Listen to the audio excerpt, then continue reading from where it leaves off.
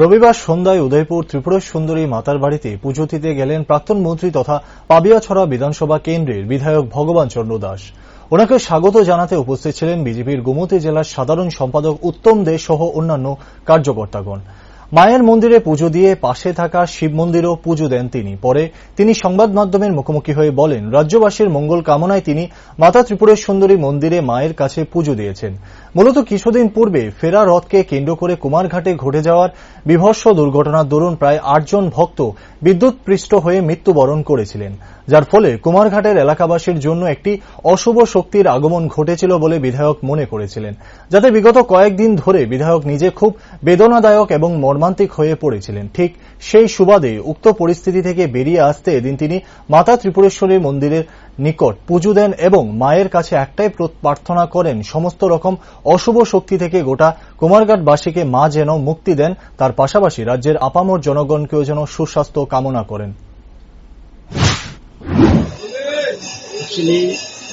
বাড়িতে আমার আশা মায়ের চরণে একটু পুষ্পার্ঘ্য করা এবং মায়ের এখানে আমরা এই মুহূর্তেই পুজো দিলাম।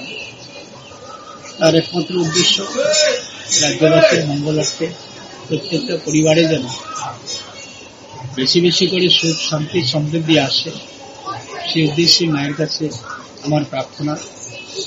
আজকে আমি এখানে এসে পুজো দিলাম।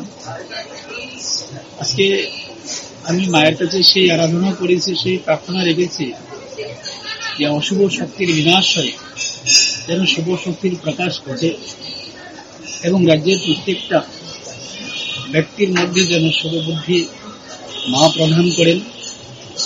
কারণ আমরা দেখেছি যুগে যুগেই এটি অশুভ শক্তির একটা প্রভাব থাকে।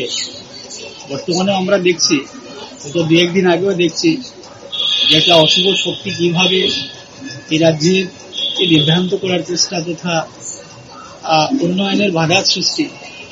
তো মায়ের কাছে সেই প্রার্থনা আমার থাকবে বা আমি রেখেছি, এই ধরনের অশুভ শক্তি যেন রাজ্যের কোনো অবস্থাতেই কোনো পরিবারে তার প্রভাব ফেলতে না পারে এবং কোনো অবস্থাতেই রাজ্যে যেন আর্থিক সমৃদ্ধিতে বাধা না আসে। প্রত্যেকটা পরিবারেই যেন মা আশীর্বাদ রাখেন, এই অশুভ শক্তির যেন প্রভাব কোনো পরিবারের মধ্যে না পড়ে, সেই প্রার্থনা আমার মায়ের কাছে আজকে রেখেছি আমার পুজোর মাধ্যমে।